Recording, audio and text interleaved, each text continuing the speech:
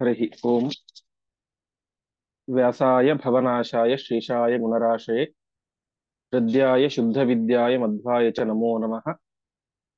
नारायणाय परिपूर्णगुणार्णवाय विश्वोदय स्थितिलयो नियतिप्रदाय ज्ञानप्रदाय विबुधा सुरसौख्यदुःख सत्कारणाय वितताय नमो नमस्ते। ಶ್ರೀಗುರುಭ್ಯೋ ನಮಃ. ಹರಿ ಓಂ. ನಿನ್ನೆಯ ಪಾಠದಲ್ಲಿ ನಾವು ನೋಡಿದಂತೆ ಆ ದ್ರೋಣಾಚಾರ್ಯ ಜನನ ಆಯಿತು. ಅದಾದ ಮೇಲೆ ದ್ರೋಣಾಚಾರ್ಯರ ಮಿತ್ರ ದ್ರುಪದ ಮಹಾರಾಜ ಅವನು ಕೂಡ ಅಯೋನಿಜನಾಗಿ, ಅರ್ಥಾತ್ ಸ್ತ್ರೀಯ ಸಂಪರ್ಕ ಇಲ್ಲದೆ, ಸ್ತ್ರೀಯ ಗರ್ಭ ಪ್ರವೇಶ ಇಲ್ಲದೇನೆ ತಾನು ಹುಟ್ಟಿದ. ಹೀಗೆ ಆ ಸಮಕಾಲೀನರಾದಂತಹ ಭೀಷ್ಮ, ದ್ರೋಣ, ದ್ರುಪದ ಮತ್ತು ಕೃಪಾಚಾರ್ಯ ಇವಷ್ಟ ಜನದ ಕಥೆಯನ್ನು ಹೇಳಿ ಮುಂದೆ ಮತ್ತೆ ಆ ಕುರುವಂಶ ಯಾವ ರೀತಿ ಮುಂದುವರಿತಾ ಬಂತು ಅಂತ ಹೇಳ್ತಾ ಇದ್ದಾರೆ. ಭೀಷ್ಮಾಚಾರ್ಯ ಹುಟ್ಟಿದ. ಅದಾದ ಮೇಲೆ ಒಂದು ಸಲ ಶಂತನು ಮಹಾರಾಜ ಬೇಟೆಯಾಡ್ಲಿಕ್ಕೆ ಅಂತ ಕಾಡಿಗೆ ಹೋಗಿರ್ತಾನೆ. ಆ ಸಂದರ್ಭದಲ್ಲಿ ಸತ್ಯವತಿಯನ್ನ ನೋಡಿದ. ಆ ಸತ್ಯವತಿ ಯಾರು ಅಂತಂದ್ರೆ ಪಿತೃಪುತ್ರಿಕಾ, ಪಿತೃದೇವತೆಗಳ ಮಗಳು. ಅವಳು ಹಿಂದೆ ಪರಮಾತ್ಮ ಕುರಿತು ತಪಸ್ಸನ್ನು ಮಾಡಿರ್ತಾಳೆ. ಕೊನೆಗೆ ಪರಮಾತ್ಮ ಅವಳಿಗೆ ವರವನ್ನು ಕೊಟ್ಟಿರ್ತಾನೆ, ನಾನೇ ನಿನಗೆ ಮಗನಾಗಿ ಹುಟ್ಟಿ ಬರ್ತೇನೆ ಅಂತ. ಆ ರೀತಿಯಾಗಿ ಪರಮಾತ್ಮ ವೇದವ್ಯಾಸರಾಗಿ ಆ ಒಂದು ಸತ್ಯವತಿ ದೇವಿಯಲ್ಲಿ ಅವತಾರವನ್ನು ಮಾಡಿದ್ದ. ಅಂತಹ ಸತ್ಯವತಿಯನ್ನ ಶಂತನು ಮಹಾರಾಜ ಅರಣ್ಯದಲ್ಲಿ ನೋಡಿದ ಅಂತ ಇಷ್ಟು ಅಂಶವನ್ನು ನಾವು ಹಿಂದೆ ಕೇಳಿದ್ವಿ. ಇಂದಿನಿಂದ 75ನೇ ಶ್ಲೋಕ ಪ್ರಾರಂಭ. ತದ್ದರ್ಶನಾತ್ ನೃಪತಿ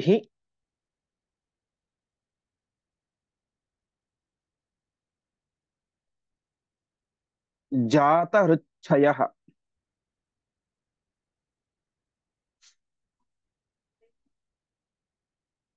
ವೌರೇ ಪ್ರಧಾನಾಯ ಚ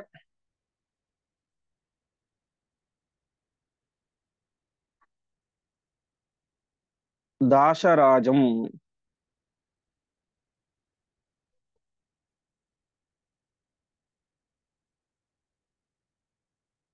ಋತೆ ಸ ತಸ್ಯಾಹ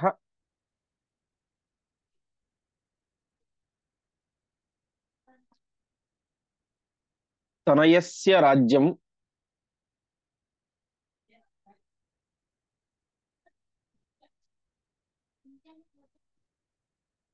ನೈಚ್ಛದ್ದಾತುಂ ತಾಂ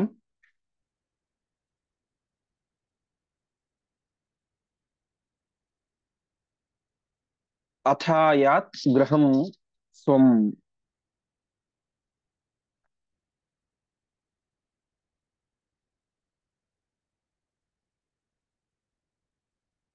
ಪದಚ್ಛೇದ.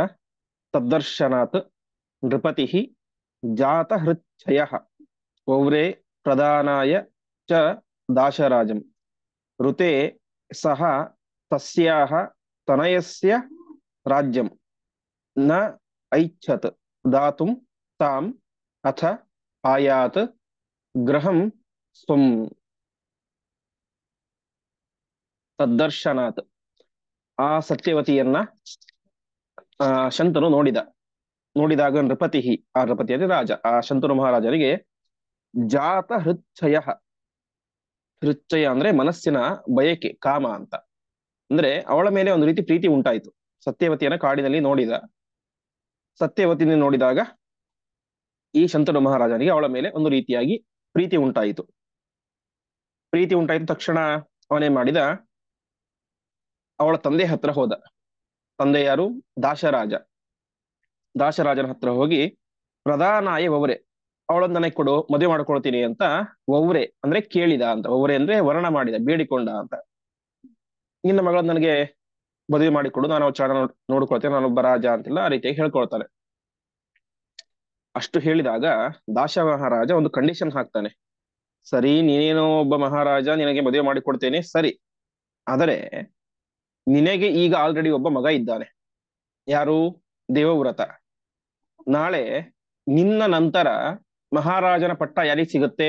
ಸಹಜವಾಗಿ ಹಿರಿಯ ಮಗನಾದಂತಹ ಭೀಷ್ಮನಿಗೆ ಸಿಗುತ್ತೆ. ಹಾಗಾಗಿ ಆ ರೀತಿ ಆಗ್ಬಿಟ್ರೆ ನಾಳೆ ನನ್ನ ಮಗಳ ಮಕ್ಕಳಿಗೆ, ಮೊಮ್ಮಕ್ಕಳಿಗೆ ರಾಜ್ಯ ಸಿಗೋದಿಲ್ಲ. ಅದಕ್ಕವನು ಕಂಡೀಷನ್ ಹಾಕ್ತಾನೆ. ಋತೇಚ ತಸ್ಯ ತನಯಸ್ಯ ರಾಜ್ಯಂ ತಸ್ಯಾಹ ತನಯ, ನನ್ನ ಮಗಳ ಮಗನಿಗೆ ರಾಜ್ಯ ಕೊಡುತ್ತೀ ಅಂತ ಆದರೆ ನಾನು ನಿನಗೆ ನನ್ನ ಮಗಳನ್ನ ಕೊಟ್ಟು ಮದುವೆ ಮಾಡ್ತೇನೆ, ಇಲ್ಲದೆ ಹೋದರೆ ನಾನು ನನ್ನ ಮಗಳನ್ನು ನಿನಗೆ ಕೊಟ್ಟು ಮದುವೆ ಮಾಡೋದಿಲ್ಲ ಅಂತ ಕಂಡೀಷನ್ ಹಾಕ್ತಾರೆ. ನನ್ನ ಮೊಮ್ಮಗನಿಗೆ, ನಾಳೆ ನನ್ನ ಹುಟ್ಟುವಂತ ಮೊಮ್ಮಗನಿಗೆ ನೀನು ರಾಜ್ಯ ಕೊಡ್ತೀಯ ಅಂತ ಹೇಳಿದ್ರೆ ಮದುವೆ ಮಾಡಿ ಕೊಡ್ತೇನೆ, ನೀನು ಮತ್ತೆ ಆ ಭೀಷ್ಮನಿಗೆ ರಾಜ್ಯ ಕೊಡ್ತೀಯ ಅಂತ ಹೇಳಿದ್ರೆ, ದೇವವ್ರತನಿಗೆ ಕೊಡ್ತೀಯ ಅಂತ ಹೇಳಿದ್ರೆ ನಾನು ನಿನಗೆ ನನ್ನ ಮಗಳನ್ನು ಕೊಟ್ಟು ಮದುವೆ ಮಾಡೋದಿಲ್ಲ ಅಂತ ಹೇಳಿದ ದಾಶ ಮಹಾರಾಜ. ಶಂತನು ಕೂಡ ಒಪ್ಪಲಿಲ್ಲ. ನೈಚ್ಛತ್ ಧಾತುಂ, ಅವನು ಹೇಳ್ತಾನೆ ಆ ರೀತಿ ಸಾಧ್ಯ ಇಲ್ಲ ಅಂತ. ಅವನು ಸ್ವಲ್ಪ ಅವನಿಗೆ ಬೇಸರ ಆಗುತ್ತೆ. ಯಾಕೆಂದ್ರೆ ಅವನಿಗಾಗ್ಲೇ ಗೊತ್ತಾಗಿತ್ತು ದೇವವ್ರತ ಎಷ್ಟು ಪ್ರಾಮಾಣಿಕ, ಎಷ್ಟು ದೊಡ್ಡ ವಿದ್ಯಾವಂತ, ಶಾಸ್ತ್ರಜ್ಞ, ಅಸ್ತ್ರಜ್ಞ ಎಲ್ಲವನ್ನು ಕೂಡ ಆಗಿರ್ತಾನೆ. ಹಾಗಾಗಿ ಅವನನ್ನು ಬಿಟ್ಟು ನಾಳೆ ಅವಳಲ್ಲಿ ಹುಟ್ಟುವಂತ ಮಗನಿಗೆ ರಾಜ್ಯ ಕೊಡೋದಷ್ಟು ಸರಿಯಲ್ಲ ಅಂತ ಅವನು ಸ್ವಲ್ಪ ಬೇಸರ ಆಯ್ತು. ಇಷ್ಟಾದಾಗ ಅವನೇನಾದ, ಅಥಾಯಾತ್ ಗೃಹಂ ಸ್ವಂ, ರಾಜ ತನ್ನ ಮನೆಗೆ ವಾಪಸ್ ಬಂದ.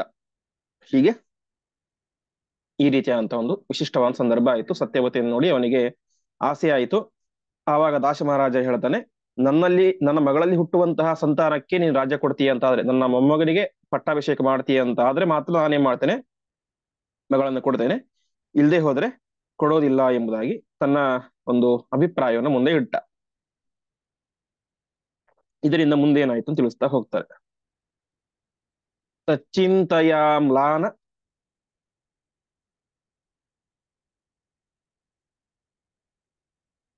ಮುಖಂ ಜನಿತ್ರಂ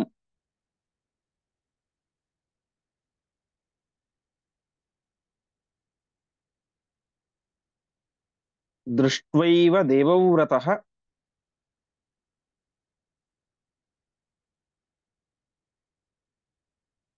ಆಶ್ವಪೃಚ್ಛತ್.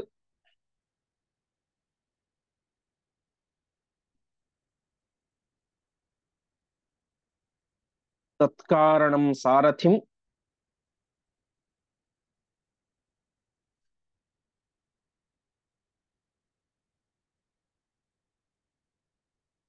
ಅಸ್ಯ ತಸ್ಮಾತ್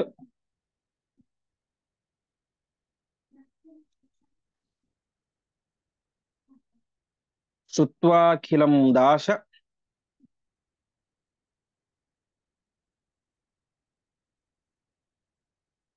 ಗೃಹಂ ಜಗಾಮ.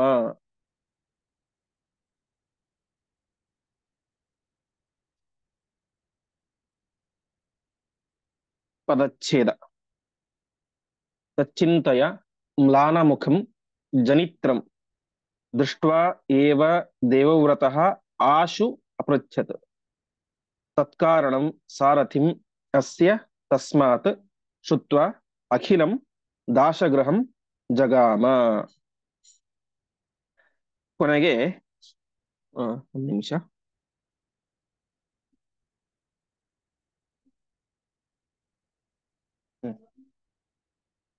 ತಚ್ಚಿಂತಯ, ಅವನಿಗೆ ಅದೇ ಚಿಂತೆ ಆಯಿತು.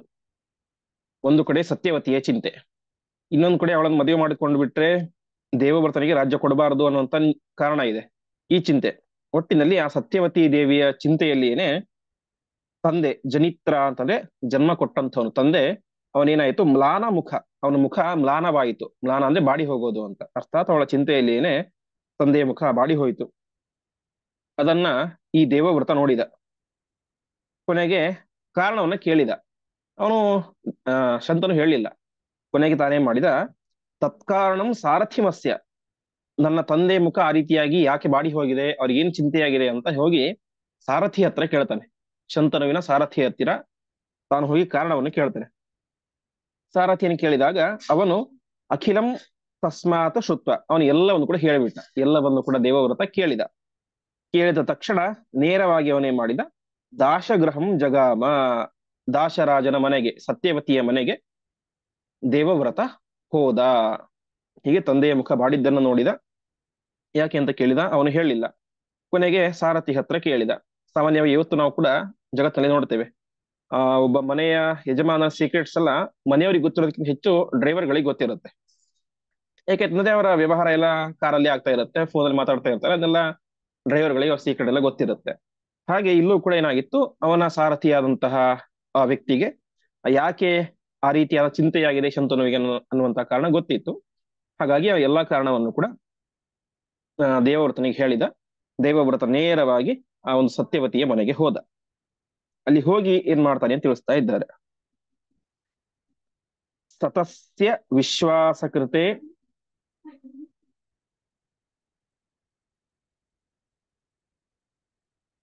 ಪ್ರತಿಜ್ಞಾಂ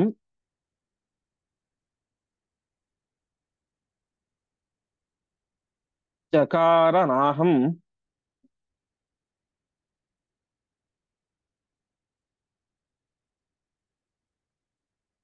ಕರವಾಣಿ ರಾಜ್ಯಂ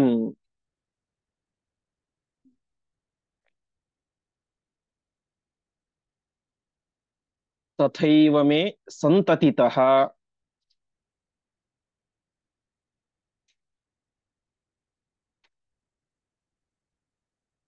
ಭಯಂ ತೇ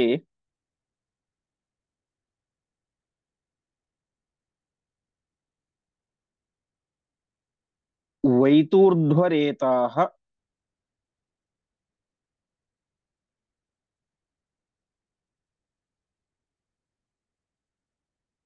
ಸತತಂ ಭವಾಮಿ.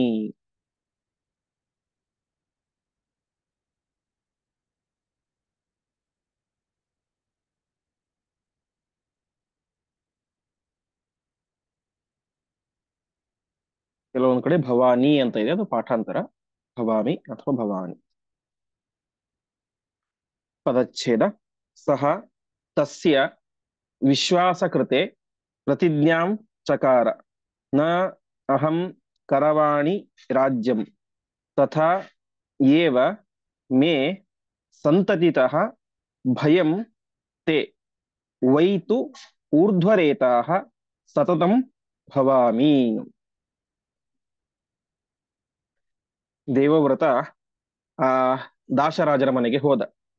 ದಾಸರಾಜರ ಮನೆಗೆ ಹೋಗಿ ಎಲ್ಲ ಅಲ್ಲಿ ಮಾತುಕತೆ ಆಗತ್ತೆ. ಇಲ್ಲ, ನೀವು ನಿಮ್ಮ ಮಗಳನ್ನ ನಮ್ಮ ತಂದೆ ಕೊಟ್ಟು ಮದುವೆ ಮಾಡ್ಲೇಬೇಕು ಅಂತ.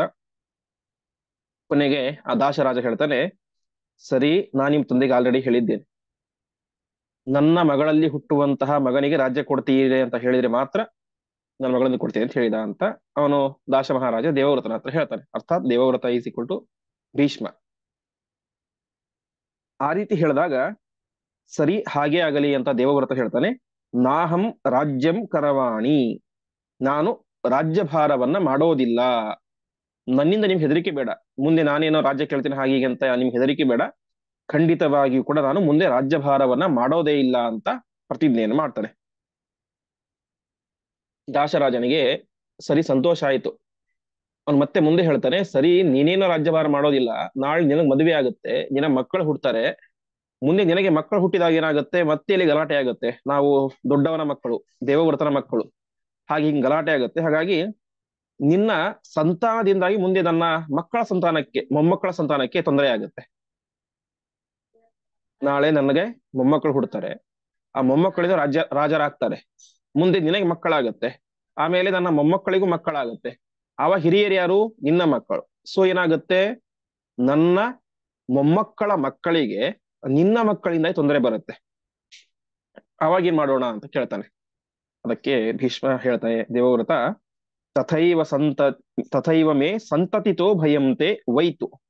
ಅಷ್ಟು ಮಾತ್ರ ಅಲ್ಲ, ನನ್ನ ಸಂತತಿಯಿಂದ, ಮೇ ಸಂತತಿತಃ, ನನ್ನ ಸಂತತಿಯಿಂದಲೂ ಕೂಡ ತೇ ಭಯಂ ವೈತು, ನಿನಗೆ ಭಯವಿಲ್ಲ. ವೈತು ಅಂತ ಹೇಳಿದ್ರೆ ಬರದೇ ಇರ್ಲಿ, ದೂರ ಆಗ್ಲಿ ಅಂತ ವೈತು ಅಂತ. ನಿನಗೆ ನನ್ನ ಸಂತತಿಯಿಂದಲೂ ಭಯ ಬೇಡ. ಯಾಕೆ ಅಂತಂದ್ರೆ ಊರ್ಧ್ವರೇತಃ ಸತತಂ ಭವಾಮಿ, ನಾನು ಮುಂದೆ ಊರ್ಧ್ವರೇತನಾಗಿ ಇರ್ತೇನೆ. ಊರ್ಧ್ವರೇತ ಅಂತ ಹೇಳಿದ್ರೆ ಬ್ರಹ್ಮಚಾರಿ, ಅಖಂಡ ನೈಷ್ಠಿಕ ಬ್ರಹ್ಮಚರ್ಯದಿಂದಾಗಿ ಇರ್ತೇನೆ. ನಾನು ಮದುವೆಯನ್ನೇ ಆಗೋದಿಲ್ಲ, ನನಗೆ ಸಂತಾನ ಹುಟ್ಟೋದಿಲ್ಲ, ನಾನೂ ರಾಜನಾಗೋದಿಲ್ಲ, ನನ್ನ ಸಂತತಿಯು ರಾಜನಾಗಿ ಸಾಧ್ಯನೇ ಇಲ್ಲ. ಹೀಗೆ ನನ್ನಿಂದಾಗಿ ನಿನಗೆ ಯಾವ ಹೆದರಿಕೆನೂ ಬೇಡ. ಮುಂದೆ ರಾಜನಾಗೋದು ನಿನ್ನ ಮೊಮ್ಮಗನೇ ರಾಜನಾಗ್ತಾನೆ, ನಿನ್ನ ಮಗಳ ಮಗನೇ ರಾಜನಾಗ್ತಾನೆ. ಅದಾದ ಮೇಲೆ ಅವನ ಮಕ್ಕಳೇ ರಾಜರಾಗ್ತಾರೆ, ಅದರ ಮುಂದೆ ಅವನ ಮಕ್ಕಳೇ ರಾಜರಾಗ್ತಾರೆ. ಇನ್ನು ಮುಂದೆ ಹಸ್ತಿನಾವತಿಯಲ್ಲಿ ರಾಜ್ಯಭಾರ ಮಾಡೋದು ಯಾರು? ದಾಶರಾಜನ ಮಗಳ ಸಂತಾನ. ಸತ್ಯವತಿಯ ಸಂತಾನವೇ ಎಲ್ಲ ಕಡೆ ನಡೀತಾ ಹೋಗುತ್ತೆ ಹೊರತು ನನ್ನಿಂದ ದೇವವ್ರತನಿಗೆ ಸಂತಾನ ಆಗ್ಲಿಕ್ಕೆ ಸಾಧ್ಯವೇ ಇಲ್ಲ. ನಾನು ಅಖಂಡ ಬ್ರಹ್ಮಚರ್ಯದಲ್ಲಿ ಇರ್ತೇನೆ ಅಂತ ಒಂದು ಭಯಂಕರವಾದಂತಹ ಪ್ರತಿಜ್ಞೆಯನ್ನ ತಂದೆಯ ಮೇಲಿನ ಪ್ರೀತಿಯಿಂದ ತಂದೆಗೆ ಮದುವೆಯಾಗಬೇಕು ಅಂತ 350 360 ವಯಸ್ಸಿನ ದೇವವ್ರತ ಇಂತಹ ಒಂದು ಭಯಂಕರವಾದಂತಹ ಪ್ರತಿಜ್ಞೆಯನ್ನ ಮಾಡಿದ. ಮುಂದೆ ಏನಾಯಿತು ಅಂತ ತಿಳಿಸ್ತಾ ಇದ್ದಾರೆ. ಭೀಮವ್ರತತ್ವಾಧಿ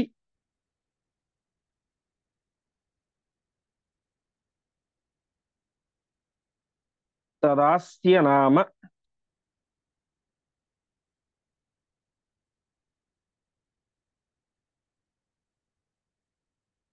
ಕೃತ್ವಾ ದೇವಾಃ ಭೀಷ್ಮ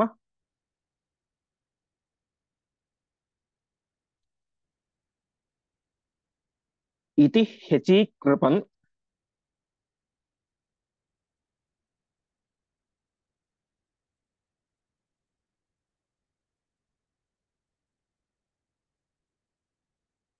ಪ್ರಸೂನವೃಷ್ಟಿಂ ಸ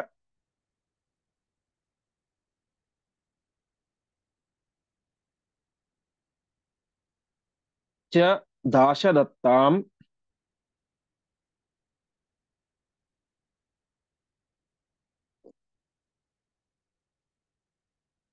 ಕಾಲೀಂ ಸಮಾದಾಯ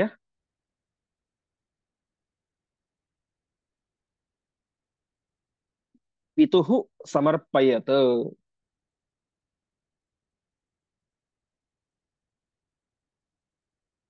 ಪದಚ್ಛೇದ. ಭೀಮವ್ರತಾತ್ ಹಿ ತದಾ ಅಸ್ಯ ನಾಮ ಕೃತ್ವಾ ದೇವಾಃ ಭೀಷ್ಮಃ ಇತಿ ಹೆಚ್ಚೀಕೃಪನ್ ಪ್ರಸೂನವೃಷ್ಟಿಂ ಸಹ ಚ ದಾಶದತ್ತಾಂ ಕಾಲೀಂ ಸಮಾದಾಯ ಪಿತುಃ ಸಮರ್ಪಯತ್. ಭೀಮೌ ವ್ರತತ್ವಾತ್.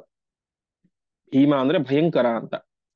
ಭಯಂಕರವಾದಂತ ವ್ರತವನ್ನ ಪ್ರತಿಜ್ಞೆಯನ್ನ ಆ ದೇವವ್ರತ ಮಾಡಿದ. ಹಾಗಾಗಿ ಎಲ್ಲ ದೇವಾನುದೇವತೆಗಳು ಕೂಡ ವಿಶೇಷವಾಗಿ ಅವನಿಗೆ ಪ್ರಸೂನ ವೃಷ್ಟಿಂ, ಪ್ರಸೂನ ಅಂದ್ರೆ ಹೂವು, ಹೂವಿನ ಮಳೆಗರೆದು ಪುಷ್ಪವೃಷ್ಟಿಯನ್ನು ಮಾಡಿ ಭೀಷ್ಮ ಇತಿ ನಾಮ ಹೆಚ್ಚೀಕೃಪನ್, ಅವನಿಗೆ ಭೀಷ್ಮ ಅಂತ ನಾಮಕರಣ ಮಾಡಿದರು. ಇವತ್ತು ನಮಗೆ ಮಹಾಭಾರತದಲ್ಲಿ ದೇವವ್ರತ ಅಂದ್ರೆ ಯಾರಿಗೂ ಅರ್ಥನೇ ಆಗೋದಿಲ್ಲ. ಅದೇ ಭೀಷ್ಮ ಅಂದ್ರೆ ತಕ್ಷಣ ನೆನಪಾಗುತ್ತೆ. ಹಾಗೆ ತನ್ನ ಮೂಲ ಹೆಸರಿಗಿಂತಲೂ ಕೂಡ ಒಂದು ಪ್ರಸಿದ್ಧಿಗೆ ಬಂದಂತ ಹೆಸರು ಭೀಷ್ಮ ಅಂತ. ಹೀಗೆ ಎಲ್ಲಾ ದೇವಾನುದೇವತೆಗಳು ಕೂಡ ಅವನ ಭಯಂಕರವಾದಂತಹ ಪ್ರತಿಜ್ಞೆಯನ್ನು ಕೇಳಿ ನಾನು ಮದುವೆನೂ ಆಗೋದಿಲ್ಲ, ನಾನು ರಾಜ್ಯಭಾರವನ್ನು ಮಾಡೋದಿಲ್ಲ ಅಂತ ಭಯಂಕರವಾದ ಪ್ರತಿಜ್ಞೆಯನ್ನು ಮಾಡಿದ. ಇದರಿಂದಾಗಿ ಎಲ್ಲ ದೇವಾನುದೇವತೆಗಳು ಕೂಡ ಅವನಿಗೆ ಹೂವಿನ ಮಳೆಗರೆದು ಭೀಷ್ಮ ಎಂಬುದಾಗಿ ನಾಮಕರಣವನ್ನು ಮಾಡಿದರು. ಇಷ್ಟು ಮಾಡಿದ ಮೇಲೆ ಆ ದಾಶ ಮಹಾರಾಜನಿಗೆ ನಂಬಿಕೆ ಬಂತು. ಓ ಸರಿ, ಇನ್ನೇನು ನನಗೆ ಹೆದರಿಕೆ ಇಲ್ಲ, ನನ್ನ ಮಗಳಿಗೆ ಹೆದರಿಕೆ ಇಲ್ಲ ಅಂತ. ಕೊನೆಗೆ ಅವನೇನ್ ಮಾಡಿದ, ಕಾಲೀಂ ದಾಶ ದತ್ತಾಂ, ದಾಶ ಮಹಾರಾಜ ಅವನಿಗೆ ತನ್ನ ಮಗಳನ್ನ ಕೊಟ್ಟು ಕಳಿಸಿದ, ತೆಗೆದುಕೊಂಡು ಹೋಗು ಅಂತ. ಅವನು ಅವಳ ಹೆಸರು ಕಾಳಿ ಅಂತ ನಾ ಮೊದಲೇ ಪ್ರಾರಂಭದಲ್ಲಿ ಹೇಳಿದ್ದೆ, ಸತ್ಯವತಿ ಹುಟ್ಟಿನ ಸಂದರ್ಭದಲ್ಲಿ ಹೆಸರು ಕಾಳಿ ಅಂತ. ಅವಳಿಗೆ ಮುಂದೆ ಸತ್ಯವತಿ ಅಂತ ಆಯ್ತು. ಯಾಕೆ ಅಂತಂದ್ರೆ ಸತ್ಯನಾಮಕನಾದಂತಹ ಪರಮಾತ್ಮ ವೇದವ್ಯಾಸ ಅವಳಲ್ಲಿ ಅವತಾರ ಮಾಡಿ ಬಂದ. ಹಾಗಾಗಿ ಅವಳಿಗೆ ಸತ್ಯವತಿ ಅಂತ ನಾಮಕರಣ ಆಯ್ತು. ಮೂಲತಃ ಅವಳ ಹೆಸರು ಕಾಳಿ ಅಂತ. ಕಾಳಿ ಅಂದ್ರೆ ಕಪ್ಪಗಿರುವುದು, ಕಾಳ ಅಂದ್ರೆ ಬ್ಲ್ಯಾಕ್ ಕಲರ್ ಅಂತ. ಅವಳು ತುಂಬಾ ಕಪ್ಪಗಿದ್ದಳು, ಹಾಗಾಗಿ ಅವಳಿಗೆ ಕಾಳಿ ಅಂತ ನಾಮಕರಣ ಮಾಡಿದ್ದರು. ಅಂತಹ ಕಾಳಿಯನ್ನ ಕರೆದುಕೊಂಡು ಬಂದು ಪಿತುಹು ಸಮರ್ಪಯತು, ತನ್ನ ತಂದೆಗೆ ಕೊಟ್ಟ. ಅಪ್ಪ, ನಿನ್ನ ಆಸೆ ಅಂತ ನೀನು ಮದುವೆಯಾಗು, ನನ್ನ ಬಗ್ಗೆ ಚಿಂತೆ ಮಾಡಬೇಡ ಅಂತ ಆ ಕಾಳಿಯನ್ನ ತಂದೆಗೆ ಕೊಟ್ಟ. ಮುಂದೆ ಜ್ಞಾತ್ವಾ ತುತಾಂ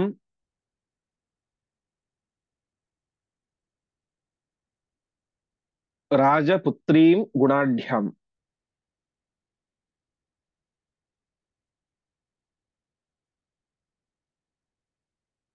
ಸತ್ಯಸ್ಯ ವಿಷ್ಣೋಃ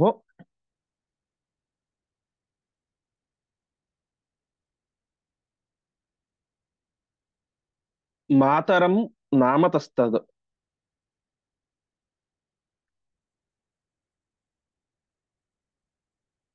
ಲೋಕೆ ಪ್ರಸಿದ್ಧಾಂ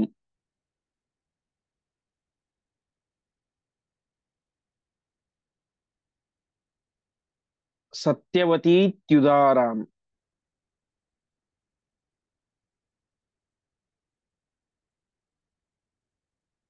ವಿವಾಹಯಾಮಾಸ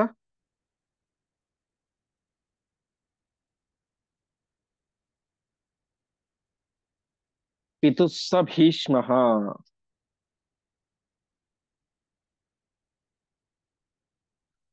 ಪದಚ್ಛೇದ. ಜ್ಞಾತ್ವಾ ತೂ ತಾಂ ರಾಜಪುತ್ರೀಂ ಗುಣಾಢ್ಯಾಂ ಸತ್ಯಸ್ಯ ವಿಷ್ಣೋಃ ಮಾತರಂ ನಾಮತಃ ತತ್ ಲೋಕೆ ಪ್ರಸಿದ್ಧಾಂ ಸತ್ಯವತೀ ಇತಿ ಉದಾರಾಂ ವಿವಾಹಯಾಮಾಸ ಪಿತುಃ ಸಹ ಭೀಷ್ಮಃ. ಈ ಕಾಳಿ ಯಾರು? ಜ್ಞಾತ್ವಾ ತುತಾಂ ರಾಜಪುತ್ರೀಂ, ಅವಳೊಬ್ಬ ರಾಜಕುಮಾರಿ. ನಮ್ಮ ಹಿಂದೆ ಕೇಳಿದ್ದೇವೆ, ವಸು ಮಹಾರಾಜನ ವೀರ್ಯದಿಂದಾಗಿ ಹುಟ್ಟಿದಂಥವಳು. ಕೊನೆಗೆ ಕಾರಣಾಂತರದಿಂದಾಗಿ ಅವಳು ಮೀನಿನ ಹೊಟ್ಟೆಯಲ್ಲಿ ಬಿದ್ದಿದ್ರಿಂದಾಗಿ ಆ ವೀರ್ಯ, ಕೊನೆಗೆ ಅವಳು ಅನಿವಾರ್ಯವಾಗಿ ಅಂಬಿಗರ ಮನೆಯಲ್ಲಿ ಬೆಳೆದಳು. ಆದರೆ ಮೂಲತಃ ಅವಳೊಬ್ಬ ರಾಜಕುಮಾರಿ, ರಾಜಕನ್ಯೆ. ಹಾಗಾಗಿ ಅವಳೊಬ್ಬ ರಾಜಕುಮಾರಿ. ಅಷ್ಟು ಮಾತ್ರ ಅಲ್ಲ, ಗುಣಾಢ್ಯಾಂ, ಉತ್ತಮ ಗುಣವಂತಳು. ಅಷ್ಟು ಮಾತ್ರ ಅಲ್ಲ, ಸತ್ಯಸ್ಯ ವಿಷ್ಣೋಹೋ ಮಾತರಂ ನಾಮತಸ್ತತ ಅಂತ, ಸತ್ಯಸ್ವರೂಪರಾದಂತಹ ವಿಷ್ಣೋಹೋ ಪರಮಾತ್ಮನಿಗೆ, ಅರ್ಥಾತ್ ವೇದವ್ಯಾಸ ದೇವರಿಗೆ ಜನ್ಮವನ್ನು ಕೊಟ್ಟಂತಹ ದೊಡ್ಡ ಉತ್ತಮವಾದಂತಹ ಸ್ತ್ರೀ ಅವಳು. ಸತ್ಯವತೀತಿ ಲೋಕೆ ಪ್ರಸಿದ್ಧಾಂ, ಸತ್ಯಸ್ಯ ವಿಷ್ಣೋಹೋ, ಸತ್ಯನಾಮಕ ಪರಮಾತ್ಮನಿಗೆ ತಾಯಿಯಾಗಿದ್ಲು. ಅದರಿಂದಾಗಿ ಅವಳು ಮುಂದೆ ಜಗತ್ತಿನಲ್ಲಿ ಸತ್ಯವತಿ ಎಂಬುದಾಗಿ ಪ್ರಸಿದ್ಧಳಾದಳು. ಅಂತಹ ಪ್ರಸಿದ್ಧಳಾದಂತಹ ಆ ಸತ್ಯವತಿಯನ್ನ ವಿವಾಹಯಾಮಾಸ ಪಿತುಸ್ಸ ಭೀಷ್ಮಃ, ಅವಳೊಬ್ಬ ಉತ್ತಮವಾದಂತಹ ಸ್ತ್ರೀ, ಉತ್ತಮ ಗುಣಸಂಪನ್ನಳಾದಂತಹ ಸ್ತ್ರೀ ಎಂಬುದಾಗಿ ತಿಳಿದುಕೊಂಡು ಭೀಷ್ಮಯೇ ಮಾಡಿದ. ಪಿತುಃ ವಿವಾಹಯಾಮಾಸ, ತಂದೆಯೊಟ್ಟಿಗೆ ಆ ಸತ್ಯವತಿಯ ಮದುವೆಯನ್ನ ಮಾಡಿಸಿದ. ಹೀಗೆ ಸತ್ಯವತಿ ಮತ್ತು ಶಂತನುವಿನ ಮದುವೆಯಾಯಿತು. ಇಲ್ಲಿ ನಮಗೆ ಪ್ರಧಾನವಾಗಿ ಬರುವಂತಹ ಸಂದೇಹ, ಇದೇ ಶ್ಲೋಕದಲ್ಲಿ ಹೇಳ್ತಾರೆ ಸತ್ಯಸ್ಯ ವಿಷ್ಣೋಹೋ ಮಾತ್ರಂ ನಾಮತಸ್ತದ ಅಂತ, ವೇದವ್ಯಾಸರ ತಾಯಿಯನ್ನ ಶಂತನು ಮದುವೆಯಾದ ಅಂತ. ಇದು ಎಷ್ಟು ಸಂಗತ ಅಂತ. ಈಗಾಗಲೇ ಮದುವೆಯಾಗಿ ಅಲ್ಲಿ, ಮದುವೆ ಅಂತ ಹೇಳೋದಿಲ್ಲ, ಅಲ್ಲಿ ಒಟ್ಟಿನಲ್ಲಿ ಸಂತಾನ ಆಗಿತ್ತು, ಸತ್ಯವತಿ ಎಂಬುದಾಗಿ ಆಗಿತ್ತು. ಆ ರೀತಿಯಾಗಿ ತನ್ನಲ್ಲಿ ಒಬ್ಬ ಮಗ ಹುಟ್ಟಿದ ಮೇಲೆ ಆ ಮಗನನ್ನ ಆ ಲೋಕೆ ಪ್ರಸಿದ್ಧ, ಒಂದು ನಿಮಿಷ,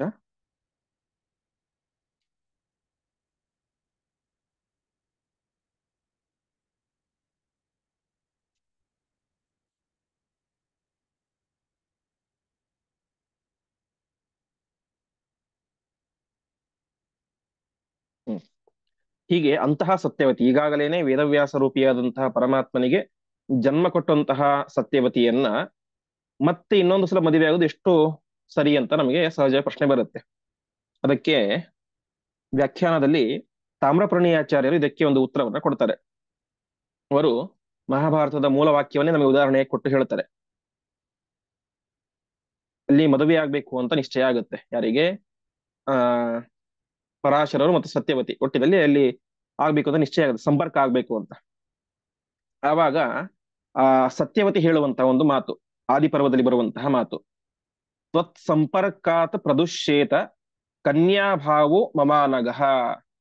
ನಾನು ನಿನ್ನ ಸಂಪರ್ಕವನ್ನ ಮಾಡಿದರೆ ಅದರಿಂದ ಏನಾಗುತ್ತೆ, ನನ್ನ ಕನ್ಯಾತ್ವ ಎಂಬುದು ಹೋಗುತ್ತೆ ಅಂತ ಸತ್ಯವತಿ ಪರಾಶರರ ಹತ್ತಿರ ಪ್ರಶ್ನೆ ಮಾಡ್ತಾಳೆ.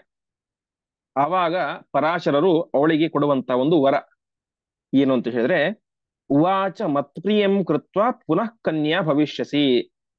ನೀನೇ ಚಿಂತೆ ಮಾಡಬೇಡ, ನಮ್ಮ ಸಂಪರ್ಕ ಆಗತ್ತೆ, ಅದರಿಂದಾಗಿ ಜಗತ್ತಿಗೆ ದೊಡ್ಡ ಜ್ಞಾನಿ ಹುಟ್ಟುತ್ತಾನೆ, ಅವತಾರ ಮಾಡ್ತಾನೆ. ಸರಿ, ನಿನ್ನ ಕನ್ಯಾತ್ವ ಹೋಯ್ತು ಅಂತ ನೀನು ಪ್ರಶ್ನೆ ಮಾಡ್ತಾ ಇದ್ದೀಯ. ಅದಕ್ಕೆ ಅವ್ರು ಹೇಳ್ತಾರೆ, ಪುನಃ ಕನ್ಯಾ ಭವಿಷ್ಯಸಿ, ನನ್ನ ಸಂಪರ್ಕ ಆದ ಮೇಲೆ, ನಿನ್ನಲ್ಲಿ ಮಗ ಹುಟ್ಟಿದ ಮೇಲೆ ಮತ್ತೆ ಪುನಃ ನೀನು ಕನ್ಯೆಯಾಗ್ತೀಯ ಅಂತ ವರವನ್ನ ಕೊಟ್ಟಿದ್ರು. ಯಾರು? ಪರಾಶರರು. ಹಾಗಾಗಿ ಅವಳು ಕನ್ಯೆಯಾಗಿಯೇ ಇದ್ದಳು. ಅಂತಹ ಕನ್ಯೆಯಾದಂತಹ ರಾಜಕುಮಾರಿಯಾದಂತಹ ಸತ್ಯವತಿ ದೇವಿಯನ್ನ ಶಂತನು ಮದುವೆಯಾದ. ಹಾಗಾಗಿ ಶಂತನುವಿಗೆ ಏನೂ ದೋಷ ಇಲ್ಲ, ಸತ್ಯವತಿಗೂ ಕೂಡ ಏನು ದೋಷ ಇಲ್ಲ ಅಂತ ವ್ಯಾಖ್ಯಾನಕಾರರು ಆ ಮೂಲ ಮಹಾಭಾರತದ ಮಾತನ್ನೇ ಉದಾಹರಣೆ ಕೊಟ್ಟು ಹೇಳ್ತಾರೆ. ಹಾಗಾಗಿ ಶಂತನು ಸತ್ಯವತಿ ಈಗಾಗಲೇನೆ ಅವಳು ಒಂದು ಗಂಡು ಮಗುವಿಗೆ ಜನ್ಮ ಕೊಟ್ಟಿದ್ಲು ವೇದವ್ಯಾಸರಿಗೆ, ಮತ್ತೆ ಮದುವೆಯಾಗಿ ಮತ್ತೆ ಈ ಎರಡು ಮಕ್ಕಳನ್ನು ಪಡಿತಾಳೆ. ಇದೆಲ್ಲ ಎಷ್ಟು ಅಸಂಬದ್ಧವಾದದ್ದು ಅಂತ ನಾವು ಚಿಂತನೆ ಮಾಡಬಾರ್ದು. ಅಲ್ಲಿ ಸ್ಪಷ್ಟವಾಗಿ ಪರಾಶರರು ವರವನ್ನೇ ಕೊಟ್ಟಿದ್ದಾರೆ, ಮತ್ತೆ ನೀನು ಪುನಃ ಕನ್ಯೆ ಆಗ್ತೀಯ ಅಂತ. ಹಾಗಾಗಿ ಅಲ್ಲಿ ಏನು ದೋಷ ಎಂಬುದು ಇಲ್ಲ. ಇಷ್ಟ ಆಯಿತು. ಇಷ್ಟಾದ ಮೇಲೆ ಮತ್ತೆ ನಮಗೆ ಬರುವಂತ ಇನ್ನೊಂದು ದೊಡ್ಡ ಸಂದೇಹ, ಶಂತನು ಒಬ್ಬ ಮಹಾರಾಜ, ಕ್ಷತ್ರಿಯ ರಾಜವಂಶದಲ್ಲಿ ಬಂದಂಥವನು. ಈ ಕಾಳಿ, ಈ ಸತ್ಯವತಿ ಯಾರೋ ಒಬ್ಬ ಅಂಬಿಗರ ಮನೆಯಲ್ಲಿ ಹುಟ್ಟಿದಂಥವಳು. ಹೀಗೆ ಅಂಬಿಗರ ಮನೆಯಲ್ಲಿ ಹುಟ್ಟಿದಂತಹ ಒಂದು ಕನ್ಯೆಯನ್ನ ಕ್ಷತ್ರಿಯದಂತಹ ಶ್ರೇಷ್ಠ ವಂಶದಲ್ಲಿ ಬಂದಂತಹ ರಾಜ, ಅದರಲ್ಲೂ ಕುರುವಂಶ, ಅಂತಹ ವಂಶದಲ್ಲಿ ಬಂದಂತ ಒಬ್ಬ ಕ್ಷತ್ರಿಯ ಮದುವೆ ಆಗೋದು ಎಷ್ಟು ಸರಿ, ಜಾತಿಯಿಂದಲೂ ಕೂಡ ಎಷ್ಟು ಸರಿ ಎಂಬುದಾಗಿ ನಮಗೆ ಪ್ರಶ್ನೆ ಬರುತ್ತೆ. ಅದಕ್ಕೆ ಆಚಾರ್ಯರು ಇಲ್ಲಿ ಒಂದು ನಿರ್ಣಯವನ್ನ ಕೊಡ್ತಾ ಇದ್ದಾರೆ. 80ನೇ ಶ್ಲೋಕ. ಪ್ರಾಯಸ್ಸತಾಂ ನಮನಃ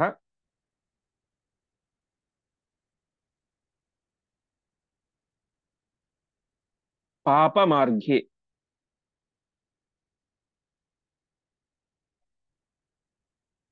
ಗಚ್ಚೇದಿತಿ ಹ್ಯಾತ್ಮ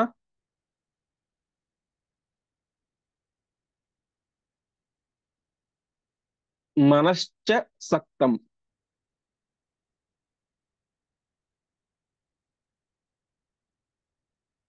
ಜ್ಞಾತ್ವಾಪಿತೆ ಜ್ಞಾತ್ವಾಪಿತಾಂ ದಾಶ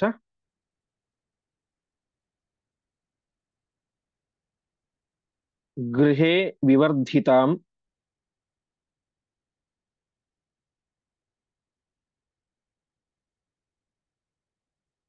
ಜಗ್ರಾಹ ಸದ್ಧರ್ಮ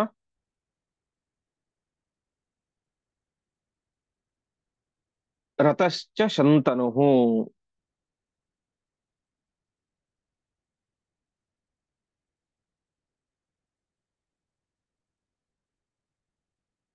ಪದಚ್ಛೇದ. ಪ್ರಾಯಃ ಸತಾಂ ನ ಮನಃ ಪಾಪಮಾರ್ಗೆ ಗಚ್ಚೇತ್ ಇತಿ ಹಿ ಆತ್ಮಮನಃ ಚ ಸಕ್ತಂ ಜ್ಞಾತ್ವಾ ಅಪಿ ತಾಂ ದಾಶಗೃಹೇ ವಿವರ್ಧಿತಾಂ ಜಗ್ರಾಹ ಸದ್ಧರ್ಮರತಃ ಚ ಶಂತನುಃ.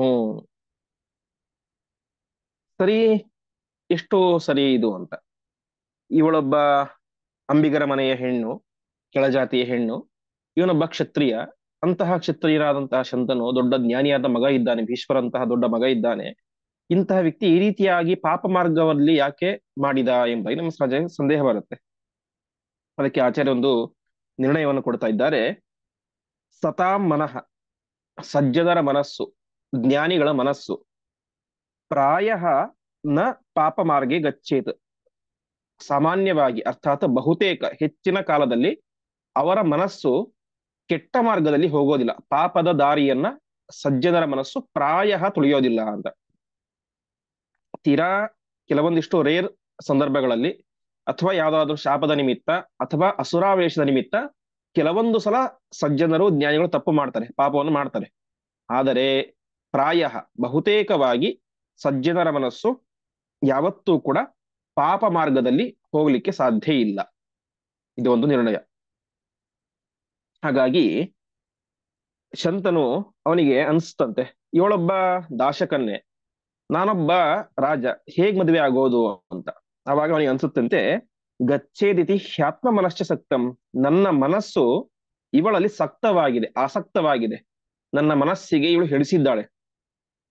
ಶಂತನಿಗೆ ಒಂದು ನಿಶ್ಚಯ ಇತ್ತು, ನಾನೊಬ್ಬ ಸಜ್ಜನ, ನಾನೊಬ್ಬ ಜ್ಞಾನಿ, ಯಾರಿಗೂ ಎಂದೂ ದ್ರೋಹ ಮಾಡಿದವನಲ್ಲ, ವಿಶೇಷವಾಗಿ ಪರಮಾತ್ಮನ ಜ್ಞಾನಿಗಳ ಪೂಜೆಯನ್ನು ನಿರಂತರವಾಗಿ ಮಾಡಿದಂಥವನು.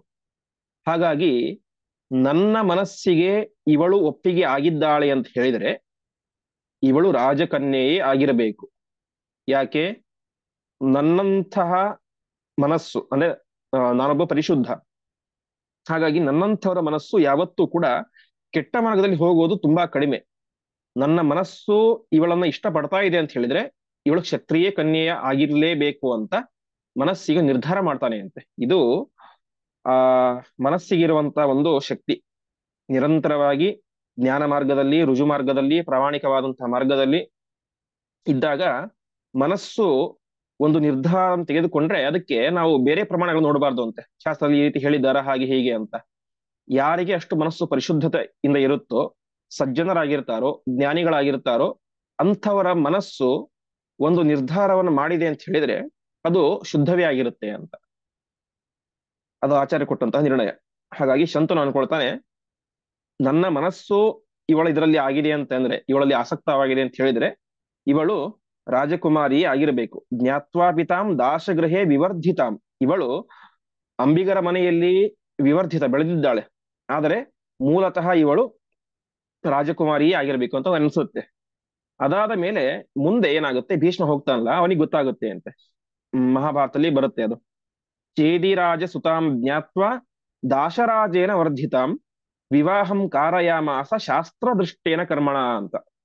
ಅವನಿಗೆ ಗೊತ್ತಾಗತ್ತೆ ಇವಳೊಬ್ಬ ರಾಜಕುಮಾರನ ಮಗಳು, ಚೇದಿರಾಜ ವಸುರಾಜನ ಮಗಳು, ದಾಶರಾಜನ ವರ್ಧಿತ. ದಾಶರಾಜ ಇವಳನ್ನು ಕೇವಲ ಸಾಕಿ ಬೆಳೆಸಿದಂತಹ ತಂದೆ, ಸಾಕು ತಂದೆ ಹೊರತು ಜನ್ಮ ಕೊಟ್ಟಂತಹ ತಂದೆಯಲ್ಲ. ಜನ್ಮ ಕೊಟ್ಟಂತಹ ತಂದೆ ಒಬ್ಬ ರಾಜ. ಹಾಗಾಗಿ ಈ ಕಾಳಿ, ಈ ಸತ್ಯವತಿ ಅವಳೊಬ್ಬ ರಾಜಕುಮಾರಿ. ಹಾಗಾಗಿ ರಾಜಕುಮಾರಿಯಾದಂತಹ ಈ ಕನ್ಯೆಯನ್ನ ರಾಜನಾದಂತಹ ನನ್ನ ತಂದೆ ಮದುವೆಯಾಗೋದು ಅತ್ಯಂತ ಸಮರ್ಪಕವಾಗಿದೆ. ಶಾಸ್ತ್ರ ದೃಷ್ಟೇನ ಕರ್ಮಣ, ಇದು ಶಾಸ್ತ್ರ ಸಮ್ಮತವೂ ಆಗಿದೆ ಅಂತ ತಿಳಿದುಕೊಂಡು ಮುಂದೆ ಭೀಷ್ಮ ಮದುವೆ ಮಾಡಿಸ್ತಾನೆ ಅದನ್ನ. ಆದರೆ ಆಚಾರ್ಯ ಇಲ್ಲಿ ಕೊಡ್ತಾ ಇರೋದು ಜ್ಞಾತ್ವಾಪಿತೆ ಜ್ಞಾತ್ವಾಪಿತಾಂ ದಾಶಗೃಹೇ ವಿವರ್ಧಿತಾಂ ಜಗ್ರಾಹ ಸದ್ಧರ್ಮತಶ್ಚ ಶಂತನುಹೋ ಅಂತ. ಇಲ್ಲಿ ಶಂತನುವಿನ ಮನಸ್ಸು ಯಾವ ರೀತಿ ಇತ್ತು ಅಂತ ಹೇಳ್ತಾ ಇದ್ದಾರೆ ಆಚಾರ್ಯರು. ಶಂತನುವಿಗೆ ಅನ್ಸುತ್ತೆ ಅಂತೆ, ನನ್ನ ಮನಸ್ಸು ಇವಳಲ್ಲಿ ಹೋಗ್ತಾ ಇದೆ ಅಂತ ಹೇಳಿದ್ರೆ ಇವಳು ಕ್ಷತ್ರಿಯಳೇ ಆಗಿರಬೇಕು. ಜ್ಞಾತ್ವಾಪಿ, ದಾಶರಾಜ ಮನೆಯಲ್ಲಿ ಬೆಳೆದಿದ್ದಾಳೆ ಅಷ್ಟೇ, ಆದ್ರೆ ಮೂಲತಃ ಕ್ಷತ್ರಿಯಳೇ ಆಗಿದ್ದಾಳೆ. ಇದಕ್ಕೇನು ಪ್ರೂಫ್ ಅಂತ ಹೇಳಿ ನನ್ನ ಮನಸ್ಸೇ ಪ್ರೂಫ್ ಅಂತ ಹೇಳ್ತಾನೆ ಅವನು. ನನ್ನ ಪರಿಶುದ್ಧವಾದಂತಹ ಮನಸ್ಸು ಇವಳಲ್ಲಿ ಹೋಗ್ತಾ ಇದೆ ಅಂತ ಹೇಳಿದ್ರೆ ಇವಳೊಂದು ಗ್ಯಾರಂಟಿಯಾಗಿ ರಾಜಕುಮಾರಿ ಆಗಿರಬೇಕು ಅಂತ ಶಂತನು ತಾನು ನಿರ್ಧಾರವನ್ನು ಮಾಡ್ತಾನೆ ಅಂತ. ಆ ರೀತಿಯಾಗಿ ನಿರ್ಧಾರವನ್ನು ಮಾಡುವಂತ ಸಾಮರ್ಥ್ಯ ಅವನ ಪರಿಶುದ್ಧವಾದಂತ ಮನಸ್ಸಿಗಿತ್ತು. ಆ ರೀತಿಯಾಗಿ ಪರಿಶುದ್ಧವಾದಂತ ಮನಸ್ಸು ಬರಬೇಕು ಅಂತ ಹೇಳಿದ್ರೆ ನಿರಂತರವಾದಂತ ಪರಮಾತ್ಮನ ಉಪಾಸನೆ, ಸಜ್ಜನರ ಸಮಾಗಮ, ಇದೆಲ್ಲ ಮಾಡಿದ್ರಿಂದಾಗಿ ಮನಸ್ಸಿಗೆ ಪರಿಪಕ್ವತೆ ಅನ್ನೋದು ಬರುತ್ತೆ, ಪರಿಶುದ್ಧತೆ ಅನ್ನೋದು ಬರುತ್ತೆ. ಆ ಪರಿಪಕ್ವವಾದಂತ ಮನಸ್ಸಿಂದಾಗಿ ಅವನು ಏನು ನಿರ್ಧಾರ ತೆಗೆದುಕೊಳ್ತಾನೆ ಅದು ಅತ್ಯಂತ ಸಮರ್ಪಕವಾಗಿಯೇ ಇರುತ್ತೆ, ಸರಿಯಾಗಿಯೇ ಇರುತ್ತೆ ಅಂತ ಈ ರೀತಿಯಾಗಿ ತಿಳಿಸ್ತಾ ಇದ್ದಾರೆ. ಕೆಲವೊಮ್ಮೆ ಅದೇನೋ ಶಾಪದಿಂದಲೋ ಅಥವಾ ಇನ್ಯಾವುದೋ ಅಸುರಾವೇಶದಿಂದಲೋ ಕೆಲವೊಮ್ಮೆ ತಪ್ಪು ನಿರ್ಧಾರ ಆಗೇ ಆಗುತ್ತೆ. ಹೇಳಿದಂತೆ ಪರಶುಕ್ಲ ತ್ರಯರನ್ನು ಬಿಟ್ಟು ಉಳಿದವರು ಎಲ್ಲರಲ್ಲೂ ಕೂಡ ದೋಷ ಅನ್ನೋದು ಇದ್ದೇ ಇದೆ, ತಪ್ಪನ್ನ ಮಾಡೇ ಮಾಡ್ತಾರೆ. ಹಾಗಾಗಿ ದೊಡ್ಡ ದೊಡ್ಡ ವ್ಯಕ್ತಿಗಳು ಕೂಡ ಕೆಲವೊಮ್ಮೆ ತಪ್ಪನ್ನ ಮಾಡ್ತಾರೆ. ಆದರೆ ಸಾಮಾನ್ಯವಾಗಿ ಅರ್ಥಾತ್ ಬಹುತೇಕ ಅವರ ಮನಸ್ಸು ಶುದ್ಧವಾಗಿಯೇ ಇರುತ್ತೆ, ಶುದ್ಧ ಮಾರ್ಗದಲ್ಲಿ ಹೋಗುತ್ತೆ ಅಂತ. ಹೀಗೆ ಈ ಶಂತನು ಮಹಾರಾಜನು ಕೂಡ ಆ ರೀತಿಯಾಗಿ ನಿರ್ಧಾರವನ್ನು ಮಾಡಿದ. ನೋಡ್ಲಿಕ್ಕೆ ಮನೆಯಲ್ಲಿ ದಂಬಿಗರ ಮನೆಯಲ್ಲಿ ಇದ್ದಾಳೆ, ಆದ್ರೆ ನನಗೆ ನನ್ನ ಮನಸ್ಸು ಅವಳಲ್ಲಿ ಆಸಕ್ತವಾಗಿದೆ ಅಂತ ಹೇಳಿದ್ರೆ ಅವಳು ಕ್ಷತ್ರಿಯ ಕನ್ಯೆ ಆಗಿರ್ಬೇಕು ಅಂತ ಆ ರೀತಿಯಾಗಿ ತಾನು ನಿರ್ಣಯವನ್ನು ಮಾಡಿಕೊಂಡು ಅವಳ ಮೇಲೆ ಪ್ರೀತಿಯನ್ನ, ಅನುರಾಗವನ್ನು ಹುಟ್ಟಿಸಿಕೊಂಡು ಇವಳನ್ನೇ ನಾನು ಮದುವೆ ಆಗಬೇಕು ಅಂತ ತೀರ್ಮಾನ ಮಾಡಿದ. ಆದ್ರೆ ಅವನು ಆ ರೀತಿ ಕಂಡೀಷನ್ ಹಾಕ್ಬಿಟ್ಟ, ಯಾರು ದಾಶರಾಜ. ಹಾಗಾಗಿ ಮನಸ್ಸಿಗೆ ಬೇಸರ ಆಯಿತು. ಮುಂದೆ ಭೀಷ್ಮ ದೇವವ್ರತ ಅದನ್ನ ತಿಳಿದುಕೊಂಡು ಮನೆಗೆ ಹೋಗಿ ತಾನೂ ಒಂದು ಪ್ರತಿಜ್ಞೆಯನ್ನು ಮಾಡಿ ಆ ಮೂಲಕ ಕಾಳಿಯನ್ನ ತಂದೆಗೆ ಕೊಟ್ಟು ಮದುವೆ ಮಾಡಿಸಿ ತಾನು ಮುಂದೆ ಜಗತ್ತಿನಲ್ಲಿ ಊರ್ಧ್ವರೇತಸ್ಕನಾಗಿ ಇದ್ದ. ಜಗತ್ತು ಅವನನ್ನ ಮುಂದೆ ಭೀಷ್ಮ ಅಂತ ಕರೆಯಿತು. ನಂತರ ಭೀಷ್ಮಾಚಾರ್ಯರು ಎಂಬುದಾಗಿ ಪ್ರಖ್ಯಾತರಾದರು ಅಂತ ಇಷ್ಟು ವಿಚಾರವನ್ನು ಆಚಾರ್ಯ ತಿಳಿಸ್ತಾ ಇದ್ದಾರೆ. ಮತ್ತೆ ಮುಂದೆ ಆ ಸತ್ಯವತಿ ಮತ್ತು ಶಂತನು ಇದರಲ್ಲಿ ಯಾವ ಸಂತಾನ ಆಯಿತು, ಅವರ ಕಥೆ ಏನು ಅಂತ ತಿಳಿಸ್ತಾ ಹೋಗ್ತಾರೆ. ಆ ಒಂದು ವಿಚಾರವನ್ನ ಮುಂದಿನ ಪಾಠದಲ್ಲಿ ನೋಡೋಣ ಎಂಬುದಾಗಿ ಹೇಳುತ್ತಾ ಇಂದಿನ